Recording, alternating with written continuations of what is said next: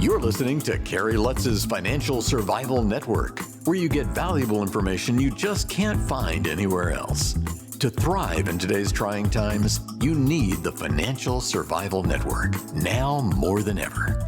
Go to financialsurvivalnetwork.com and get your free newsletter and gift. Financial Survival Network, now more than ever. Welcome. You are listening to the Financial Survival Network. I'm Kerry Lutz, and today is 1/3/22. A new year, new things ahead. What's in store for you, for the economy, for all of us? Well, our good friend, Professor Michael Busler, professor of finance over at Stockton University in New Jersey, is with us now to share with us his take on 2022. Michael, first, happy and healthy new year to you and yours. It's great to have you back on. Well, happy new year to you too, Kerry, and thanks for having me. As you know, it's my pleasure to be here. All right, so everybody's got their views, what's going to happen for the coming year, and curious to find out what you think about inflation, the economy, and all that good stuff. Okay, so let's start off with where we are right now. The final numbers for 2021 won't be in completely until the end of January, but what they'll likely show is economic growth in 2021 was about 5.5%. That's the best growth we've had since 1984, so that's a good point. Secondly, the unemployment rate will be down at around 4%. That's about a full employment level, and that's also very good. On the bad side, and what could be a very serious problem going into this year, is the inflation rate. So how bad is the inflation rate? Well, the numbers won't be in again until sometime in January, but it's likely to show prices went up about 7.5% in 2021. That's the worst inflation we've had since 1981, about 40 years. Going forward then, what does all that mean? I expect pretty good growth this year, probably in about the 4.5% range, which is good. The unemployment rate will probably stay fairly constant at around 4%. The big problem is the inflation rate. So with 7.5% this year, 2021, 2022, I think it's going to get a little worse, and we're probably looking about an 8% inflation. Now, why do I say that? And the administration and the Federal Reserve will disagree with me. They'll say that the inflation is, first they said it was temporary and transitory. Now they're saying it's a little more than just temporary, but they believe it will go away on its own by no later than the middle of this year. Why do they say that? They believe the inflation is caused by supply chain disruptions. And as soon as the supply chain disruptions are resolved, probably in about 6 months, the inflation problem should go away, is what their belief is. I disagree with that because I don't believe that the supply chain is significantly adding to the inflation problem. And there are at least 4 other reasons why we have inflation. Now, why do I believe that? The economy, starting in last July, the economy was operating at about the same level as before the pandemic. So we're now producing more goods and services than before the pandemic. And while there may be shortages in some markets, the supply chain is adding somewhat to inflation, but I don't think very much. What is really causing inflation? In my view, there are 4 other reasons for it. One, the Biden administration has declared war on fossil fuels. They canceled the Keystone Pipeline. You can't drill on federal lands anymore. You can't drill off the coast of Alaska. They're restricting the supply of fossil fuels at a time when demand in the U.S. and worldwide is growing as the economies recover. That leads to higher energy prices. And that means not only will we pay more for gasoline and to heat our homes, et cetera, but manufacturers will pay more for energy to make products, so their costs go up. And even retailers will pay more because most of their goods are shipped in by truck, and with rising fuel prices, that's going to cost more too. So number one, rising energy prices. Secondly, for whatever reason, a segment of the population is not returning to work. So even though we're producing at about the same or a little more than we were before the pandemic, there's 3.6 million workers who have left the workforce and are not returning. That's creating a labor shortage. Most of it is at the lower income levels or with people that are retiring and not coming back. But at the lower income levels, to bring those people back to work, they've had to raise wages significantly. And as they do that, the people that are working there saying, hey, the new people are getting almost as much as I am. I deserve a raise too. So you're going to see this wage inflation continue throughout the year. So that was the second reason. Third reason is the Federal Reserve, the federal government rather, has spent nearly $6 trillion more than they brought in tax revenue in the last 2 years. On a $22 trillion economy, that leads to pure inflation. And not only are they going to try to get government spending down in the future, they're doing exactly the opposite. President Biden wants to pass more government spending, which will lead to more inflation. And the fourth reason, which to me is shockingly irresponsible, the Federal Reserve is just allowing this to happen. Every other time since the last 4 decades when we've managed the money supply to control inflation, every time there's even a hint of inflation, the Federal Reserve is in front of it by shrinking the money supply and bringing interest rates up to take some demand out of the economy. This time, they haven't done anything. So the Federal Reserve continues to increase the money supply by purchasing government bonds, although they've said in November of last year they're going to start to taper that, which they have. But still, they're going to continue the program at least 3 or 4 months into next year. And secondly, they're keeping interest rates at near zero levels, and they're probably not going to raise rates until the middle of next year. So because of those 4 reasons, energy inflation, wage inflation, excess government spending, and loose monetary policy, we're going to continue to have inflation going into next year. And as I said, I think by the time they start to react to this, the problem will be very severe. And I think we're looking at about an 8% inflation rate for 2022. And that's just the rate, the stated rate of inflation. As we all know, it's a lot higher than that, isn't it? It is. Well, so a couple things. We measure inflation. The true measure of inflation, in my view, is the consumer price index. And that will tell how inflation affects consumers. And it's calculated by purchasing 100 goods that the average consumer is likely to purchase. And they do it in 53 cities around the country and see how much they spend. They do it again next month, buying the same goods at the same places and see how much it costs and then measure how much it went up in price. That's the consumer price index. That's the number that's going to be about 8%. Now, the Federal Reserve uses what's called a personal consumption expenditure, PCE. What that says is if prices go up, consumers will look to purchase something else. For instance, if in a month you normally purchase 4 pounds of beef, if beef goes up to $10 or $12 a pound, you'll cut back on your beef consumption and buy chicken or fish instead. So the Federal Reserve says you'll adjust your buying patterns and you won't feel inflation as much. That's not really a true measure of inflation. We want to measure how much the prices have increased on the goods and services that we normally buy, not what the Federal Reserve says, well, you may buy if prices go up. So you see the Federal Reserve come out with a much lower number than the consumer price index. Yeah.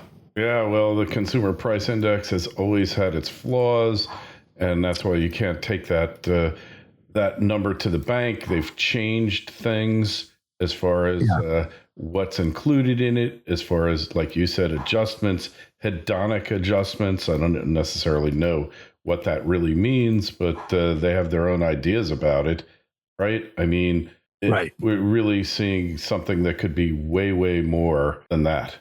Don't just survive, thrive. The Financial Survival Network. Silver One Resources is an exploration and development company backed by strategic investors Eric Sprott and SSR Mining. At Silver One's Candelaria Mine project in Nevada, there is already a historic resource estimated at 127 million ounces of silver, which Silver One is developing and advancing. The company's Phoenix Silver project, located within the Arizona Silver Belt, is an early-stage exploration project on which native silver vein fragments have been discovered near surface. One grab sample assayed an astounding 14,688 ounces per ton. Yes, that's right, ounces, not grams. Silver One has tremendous exploration potential, is extremely leveraged to the price of silver, and is cashed up and poised to increase shareholder value. Silver One trades in New York under the ticker SLVRF and in Toronto under the ticker SVE. To learn more, go to silverone.com. That's silverone.com.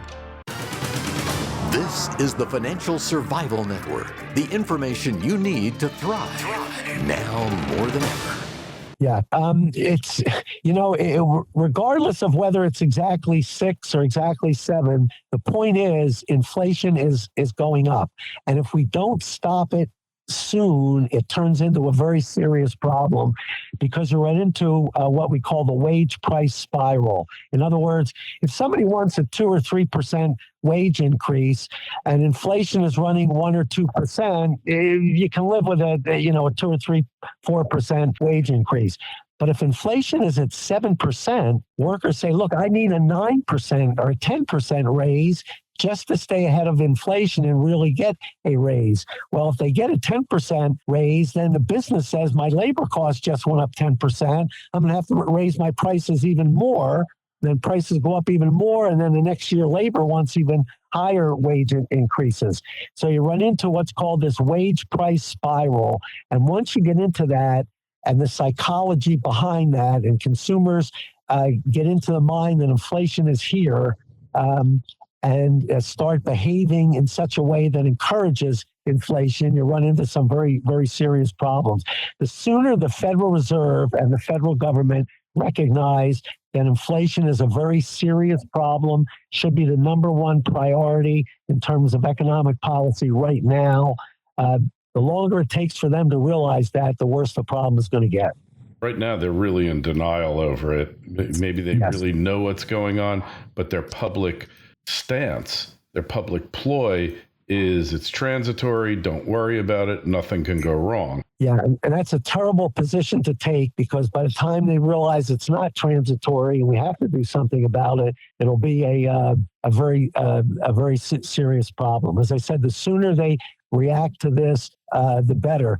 The other thing with the administration, normally when you're setting your policy, your economic policy, you're trying to achieve economic goals, which are stable prices, keep inflation low, full employment, get the unemployment rate down, and economic growth. And your policies should be geared to those economic goals. Instead, the Biden administration's policies are geared to curing real or perceived social injustices. It's injustice CEOs make so much more than everybody else. It's injustice everybody doesn't have health care. It's injustice that students, college graduates, graduate with some student debt. It's injustice everybody can't afford daycare. So they're concentrating their policies on solving those real or perceived social injustices.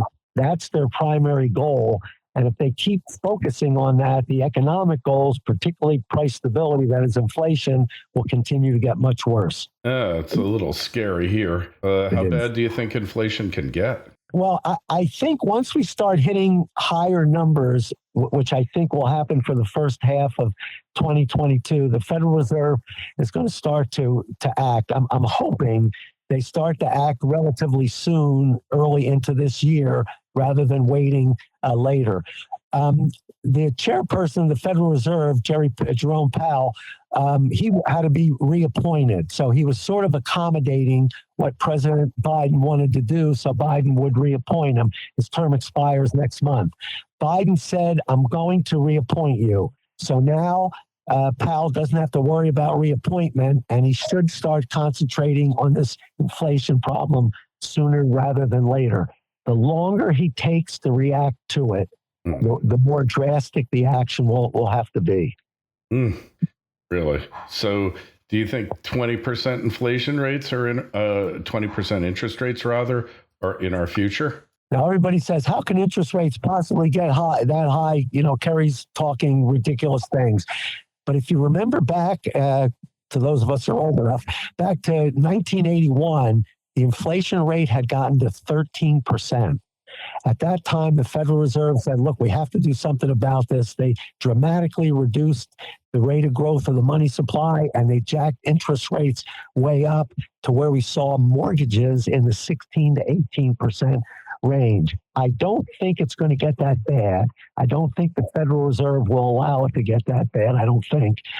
But it's going to get higher. The inflation rate is going to get higher going into next year, and that's going to mean very high, much higher interest rates next year. I think interest rates by the end of the year will be probably 1.5%, maybe 2% higher than what we're seeing today.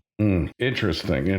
So we got some stormy weather ahead. What do you think that's going to do to the stock market? So normally the stock market, real assets, the stock market and housing, they usually go up in value more than the inflation rate. So I don't see the stock market, I think, will do very well for most of this year. And even if the inflation goes up and interest rates go up, I think the stock market will tend to stall a little bit, but then I think it'll pick up again by the end of the year. Now, it's very difficult to predict the stock markets. There's so many variables that input that. But if we have an inflationary economy, holding on to real assets is usually a pretty good idea. So, one thing like the Fed, it used to be their two primary tasks, and they were conflicting as it was, were to, number one, keep prices stable. Yep. Right? Maybe they can do that. Maybe they can't. But number two was to help ensure full employment. Right. And now it looks like a de facto third leg of that stool is to keep the stock market going higher. Yeah, it's not supposed to do that. It's not supposed to concern themselves necessarily with the stock market movement, only to the fact that they don't want any shocks to the stock market. So you see any dramatic ups or downs. But you're right. What they have to do to control inflation is exactly opposite to what you do to bring unemployment down. So far this year, they say we're concentrating on getting the economy back to full employment. Well, I would argue we're at full employment already. As a matter of fact, we don't need to create any more new jobs because there are currently 11 million job openings and less than 7 million unemployed people. So the Federal Reserve does not need to create any more jobs. We already have more jobs than we have people. They should turn their focus back on inflation as soon as possible. All right. So inflation is the name of the game for 2022. That's what you need to be watching out for. There are lots of ways that you can stay ahead of inflation, but you have to understand that that is the enemy. That's what we're all up against. Hey, Professor, really appreciate you coming on, sharing your views with us. Questions, comments for the good professor, shoot us an email, kl@kerrylutz.com, and go to our website, financialsurvivalnetwork.com. Please sign up for our free newsletter. Professor, we'll talk to you again real soon. Thank you, Kerry. Look forward to doing it again. Thanks for listening to Kerry Lutz's Financial Survival Network, your solution to today's trying times. For the latest, go to financialsurvivalnetwork.com. Financial Survival Network, now more than ever.